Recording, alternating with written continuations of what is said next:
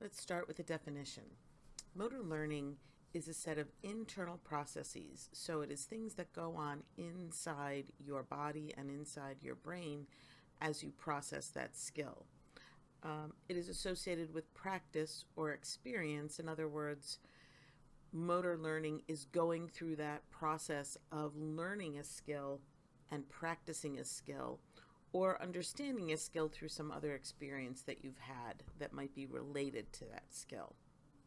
And we'll talk more about that transfer a little bit later on. Motor learning leads to relatively permanent changes. So the example that I would give is riding a bike. The old adage goes that you never forget how to learn a bike. Actually, that's true. You never forget the principles of how to ride a bike because you learned how to ride a bike, most probably, through the process of motor learning, by practicing, by falling down, by changing how you were doing things, by practicing some more. And the kind of practice that happens when you're learning how to ride a bike really fits nicely within the principles of motor learning and allows you to expand upon it so you can ride many different bicycles. You might even be able to ride a recumbent bike instead of a regular bike. Or maybe you can ride a racing bike with the curled over handlebars in addition to more of a touring bike with where you sit more upright.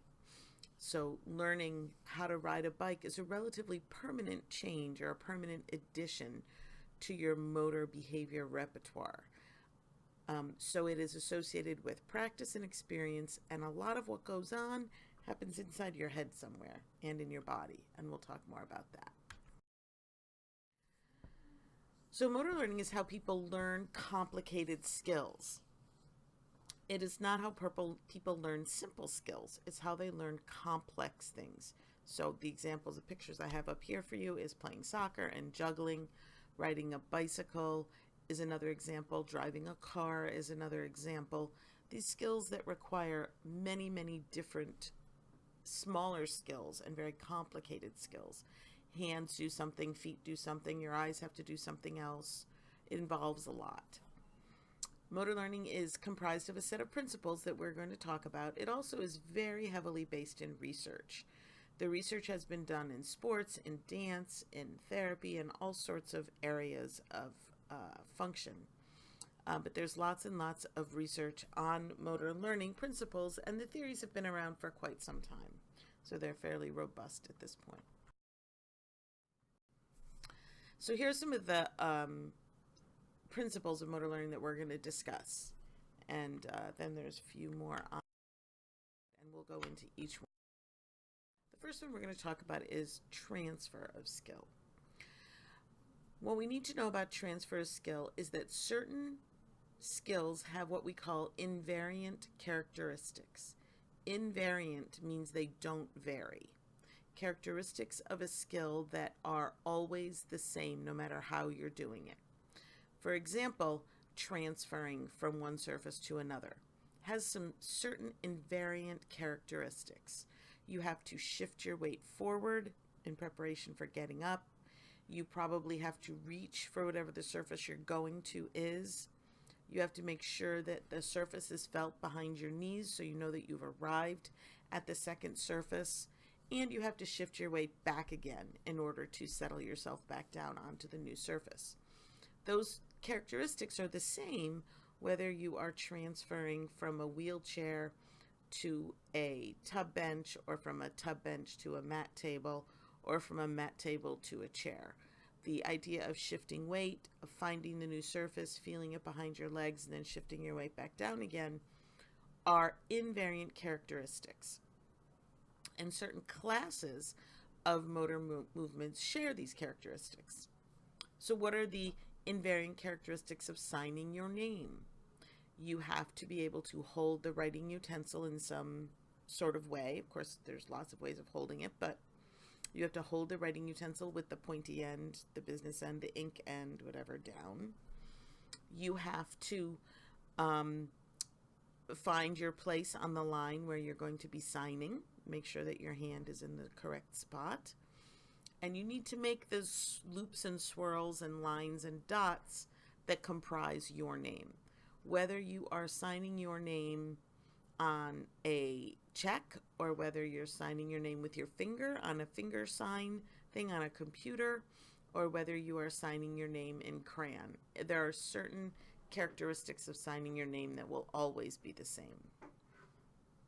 When you practice within a class, performance improves and transfer is enhanced. Now, what do we mean by practicing within a class? So if you are signing your name, the invariant characteristics of holding the writing utensil, approximating the tip of the utensil to the paper or your finger to wherever it's going, moving in those certain loops and lines and dots, and then finishing are invariant characteristics. So if you practice in different ways those characteristics, you will improve your performance and enhance transfer. So if I practice signing my name in crayon, and then I practice signing my name in sand, and then I practice signing my name in shaving cream, it will transfer to the ability to sign my name with a pencil on a line or with a pen. So because they're within the same class, they share the invariant characteristics of that activity, of that skill. And that enhances transfer so that we can use that skill in different contexts. Transfer of skill also tells us that when you use unpredictable environmental conditions, you will transfer the skill more effectively and remember it better. Unpredictable environmental conditions are, for example, I'm going to sign my name outside with chalk on the driveway, and that's going to have certain environmental conditions. It's going to be very bumpy.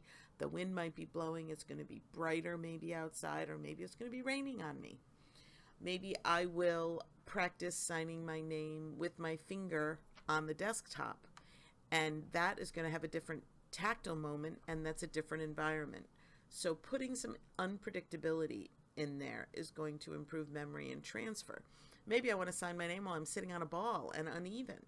Maybe I want to sign my name while I'm playing catch, and in between catching and throwing the ball, I'm going to start to scribble parts of my name. That way I'm adding a level of unpredictability. Performing in a difficult context, like while you're playing catch, means you will learn the new skill more slowly, but in the long run, you'll have a more elaborate memory of the task and you will retain it better. So even though it's more difficult to practice signing my name while I'm playing catch, once I get it, I'm going to really have that skill. It's going to transfer and retain much, much better. Random practice requires more practice and enhances acquisition. So what does that mean? That means that if I practice under different conditions in different ways and on different environments, I'm going to have to practice a little more, but I'm going to gain the skill better. I'm going to have improved learning from that random practice and from that random order. So if I am always signing my name frontwards, from the first letter to the last, that's not going to be as good as if I sign maybe from the middle of my name over, or if I write my name backwards or upside down or with my other hand. When I add that order change and that unpredictability and that random practice, I'm going to improve my retention and transfer of that skill. And why is that? Is because it causes your brain to have to figure it out. You have to process the information, you have to problem solve how to do difficult tasks under different conditions, and your brain is going to be working really hard to try to figure it out. And that is when you're going to have a more elaborate memory and better transfer of a skill. So let's look at the principle of interest, which is another important principle in motor learning. The principle of interest says that if you're interested in learning a skill, it will enhance retention. Let me just differentiate here for a minute between acquisition and retention. Acquisition of a skill means how we acquire it, how we get the skill, how do we get good at the skill, our skill level. Retention means, can I hang on to it? Does it stick? So interest improves the stickiness of the skill. It means it's going to stick with me. I'm going to retain it better. Trials of skills that are not interesting to the participant do not end up in acquiring the skill or retaining it at all. So for example, if you take me and you ask me to learn a new way of throwing a pot, I'm going to be very interested because I really enjoy pottery. So you're going to show me a new skill on the potter's wheel, and I'm going to be very excited about it and interested and retain what I learn. On the other hand, if you show me a new way to shoot a basket, and basketball, being under 5 feet tall, I'm not all that interested in basketball. I'm really terrible at it. I'm way too short to play that game. So you could ask me to shoot baskets all day long and practice dribbling, and I'm just not interested, and I'm really not going to acquire that skill. And even if I acquire some of it, it's not going to stick with me. And again, this circles back around to MOHO, of course. That interest drives what we want to do in MOHO, and interest also drives our retention and acquisition of skills when we're talking about motor learning. So there's a lovely little overlap there. Practice. The other principle is, one of the other principles, the principle of practice. There's different kinds of practice when we think about motor learning theory. One of the kinds of practice is called distributed practice. Short and less intense practice actually results in more learning. If you hammer at it and hammer at it and hammer at it, practicing, that's long, intense trials with little or no rest, it actually doesn't help with learning new skills. It does help. Sometimes it can be useful for skill refinement. So if I already know how to ride my bike and I want to be better at it, I want to get more strength in my quads, I want to be able to go faster up hills, I want to be able to stop with more control, practicing is going to help me refine that skill. Those long, intense mass practices. But those long, intense mass practices, when I'm first learning, it's not going to help. I need breaks. I need short, less intense practice. And that's going to make my brain have to come back to it and come back to it and come back to it. I'm going to practice my, up here is an example, the picture of rollerblading. I'm going to practice for 15 or 20 minutes. I'm going to fall down a lot. I'm going to get kind of sore, and I'm going to lose interest, and I'm going to stop. And that's fine. And then when I get back to it again the next day or a couple days later, my body is going to remember, and my brain is going to remember some of what I learned and try to reapply that. And my brain's going to work really hard to try to reapply that information, and then I'm going to get better at learning that skill. And I'm going to do these short practices, and it's going to result in really nice acquisition of a new skill. The other concept to think about in practice is variable practice. Variable practice is very important when you're learning a new skill, for skill acquisition, acquiring a new skill. Whereas massed and block practice can be for skill refinement, variable practice is what we need when we're learning a new skill. I want to practice rollerblading up a hill, down a hill, on a sidewalk, over a bump. I want to practice on one foot. I want to practice on both feet. I want to practice on the canal path. I want to practice on my sidewalk. I want to practice in the gym. I want to vary that practice as much as I can. That's going to help me learn that skill. Part to whole learning. This is another principle in motor learning. We want to decide how complex the skill is and decide if it should be broken down into parts for learning or learned as a whole thing. Now, one of the things we want to consider is that in motor learning, the theories tell us that it's very important for your brain to be processing the information and trying to problem solve and figure out the best way to do things. It's really better for your own brain while you're learning to do that. So at what point is the skill too big for your brain and your body to be able to do as one thing? And at what point should we break it down into components? And that's a very important concept to think about. Now, we don't want to break it down so much that we end up with mass practice. Let's take the basketball example. Basketball is a pretty complex game, right? There's a lot of rules and there's a lot of different sorts of moves that people do. One of the moves is dribbling, and another one is shooting baskets. Those are two of the skills in basketball that one might learn through motor learning. Do we want to teach somebody just to shoot baskets, or do we want to teach them to shoot baskets in the context of a game? And we need to think about what's this person's experience with basketball. What is this person's understanding of the rules and the way the game works? That will help determine if the skill is too complex to be taught in context and should be broken out. But when we break out and we decide, okay, we need to do dribbling and shooting separately for this person in this situation, we also want to make sure we don't end up trying to teach a new skill as mass or blocked practice, because that's not what it's good for. So we don't want to break it down so much that you end up just practicing a tiny, tiny part of it, and then you're not going to have skill acquisition. So this is sort of a judgment thing, but something that's important to understand.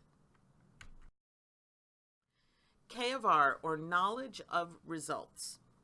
Knowledge of results is you knowing how you're doing, what the results are. So if I'm shooting baskets, I can look at the basket and know how many I made and how many I missed. I don't need you to tell me, good job, a little to the left, a little to the right. Ooh, that was bad. Oh, good, you got that one. You telling me, you as my teacher, telling me all that about how I'm shooting baskets actually ends up with poor skill acquisition and retention. It's actually a worse way of learning. In the acquisition phase of learning a new skill, it is best to have little or no knowledge of results. I should be given the basketball, told the very basics of what to do, and have at it. That is going to have better retention because my body and my brain are going to work together to figure it out. If you remember back to when you were learning to drive a car, which is a complex skill, your knowledge of results came from seeing that you were in the right lane and seeing that you were doing it well or not doing it well, stopping too abruptly and feeling the car shift really hard and going, ooh, that was bad, or turning too sharply and too quickly and hearing the wheels squeal and being smushed up against the side of the car, seeing the person sitting next to you gasp in horror, right? When you're first learning how to drive, you don't always know when you've done a close call, right? The person who's teaching you might be panicked and you might say, what happened? I was going along doing fine, because you're not at the level of knowledge of results yet to appreciate what's going on. A month later, that same thing occurs and you're totally going to see it and go, whoa, I shouldn't have done that. That was a bad move. Because now you have acknowledged what's going on. You've gotten past that beginner phase to really see what was a close call. That was a good time to turn that. You should have waited for the next car to go by or whatever. Less knowledge of results makes the learner process and the information come on their own conclusions about how well they're doing. So it makes you figure out how well you're doing. The learner has to process the information on their own. And so that's knowledge closely associated with knowledge of performance. They're two very closely linked things. Constant knowledge of performance in the acquisition phase leads to better acquisition, but less retention and transfer, and ultimately less skill. So if you want better skill, constantly telling our clients how they're doing, you're doing a good job, you're doing a poor job, do this again, you didn't get that quite right, it may lead to faster acquisition of a skill, but ultimately leads to worse retention and worse transfer of skill. So we want to really minimize our talking and telling people how they're doing when we're teaching a new motor skill. We want minimal knowledge of results and performance. Or skill refinement, but not for skill acquisition, not for learning a new skill. Skill specificity in motor learning tells us that to get better at skill A, you should practice skill A. I know that sounds a little bit silly, but skill specificity is important because a lot of times you'll see people, for example, cross-train, right? You'll see people say, I want to be better at running, so I'm going to go lift weights. Well, if you want to get better at running, you should run. And if you want to get better at playing checkers, you should play checkers. So a motor skill learned for a specific performance is generally not related to a different motor performance. So if you want to be better at swimming, then really you should practice swimming. So think about that. Cross-training is a thing that is for a different purpose. Cross-training is for overall better cardiovascular performance, better heart rate, and all sorts of other things, but it's not to get better at specific skills. So when we are learning a new task, we often want to start with a closed task and then move to an open task to increase the challenge. We might start with, for example, a person practicing on their own some of the basketball skills in a closed environment without other players around, so they can pace it themselves. They can decide when they're going to dribble and when they're going to shoot. And then we'll move into a more open task where there's other players on the field, and the environment and spatial issues are all going to be shifting. So it's a way to increase the difficulty level when you're learning a new skill. So motor learning and motor planning are related. They sound the same, motor planning, motor learning, but they're also related. Motor planning is the ability to conceive, organize, and carry out a sequence of unfamiliar actions. Motor learning theories are the theories of how that learning occurs. Motor planning is usually broken up into two sections, one called the ideation and one called execution. So the ideational stage of motor planning is just thinking about what you want to do and how you're going to move your body to make that happen. The executional phase of motor planning is actually making your body do what you have conceived of and what you're thinking about doing. So motor learning gives us the understanding of how these motor planning skills can happen. In occupational therapy, we want to make sure that we consider variable practice in different spatial and environmental contexts when we are helping a client to learn, to acquire a new skill. So we're going to move from a closed task to an open task. We are going to use low knowledge of performance and results so that the person themselves can understand about the movement that's required. And both of those three things are going to enhance retention and transfer. And they're going to require the client to solve problems and adapt to different situations, especially in an open task, and solve the problems that occur. This increased cognitive effort, again, is going to go towards improved skill retention and improved skill transfer and acquisition. So we want to make sure that the client has to process and think about what's going on, that it doesn't just get done for them, and that they have to themselves understand how they're doing. We want to try as much as possible to use real context in everyday activities. Remember the skill specificity principle, which says if you want someone to get better at putting on their socks, then they should practice putting on their socks. So we want to use these real contexts and everyday activities that are generally open to help people learn. Real contexts are usually open, or they can be made open. And we want to vary them. We want to make sure we have variable practice. We want to build in flexibility and retention so that clients can handle things that happen in the real world. Okay, that's it for motor learning.